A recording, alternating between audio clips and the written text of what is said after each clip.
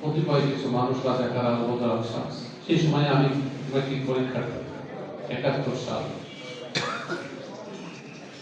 আমি দেখেছি কত লাশ না আমি নদীর জেলে দেখেছি। আমি যখন দেখেছি বিভিন্ন জায়গায় গিয়েছি, আমি ইন্ডিয়াতে গিয়েছি, মানবাজারে গিয়েছি, ইন্ডিয়ার পথে এই নদীতে কত লাশ দেখেছি, ব্রহ্মপুত্র নদীতে, পূর্বচন্দ্রের ঘাটে।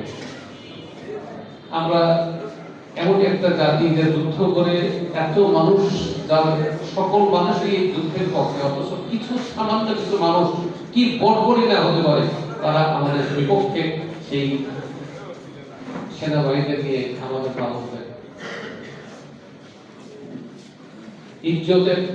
ইজ্জতহানি করেছে।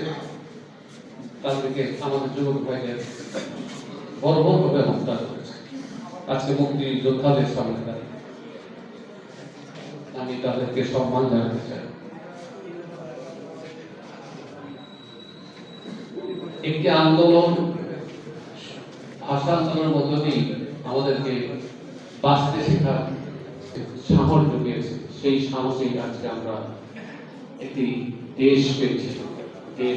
দেশটি বাংলাদেশ, যে সবাইকে নিয়ে বাংলাদেশ, এই বাংলাদেশটাকে আমরা এগিয়ে নিতে চাই। আজকের এই অনুষ্ঠানের আগে আমরা প্রতিশ্রুতি ব্যক্ত করতে চাই, আমাদের আর পিছিয়ে যাওয়ার সুযোগ নেই, আমাদের এগিয়ে যেতে হবে সবাইকে, সকল মানুষকে, সকল ধর্মের মানুষকে নিয়ে। কারণ আমাদের স্বাধীনতা যুদ্ধই ছিল একটি অসাম্প্রদায়িক একটি দেশ করা। আমাদের স্বাধীনতা যুদ্ধই ছিল সাম্য এবং মানবিক একটি বাংলাদেশ করা। এই বাংলাদেশকে না করা পর্যন্ত আমাদের থেমে থাকার কোনো উপায় নেই। আমাদের এগিয়ে যেতে হবে।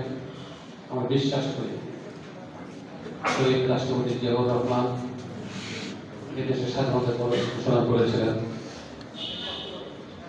তিনি যুদ্ধ করেছিলেন, সেক্টর কমান্ডার ছিলেন। যখন সকল দলগুলোকে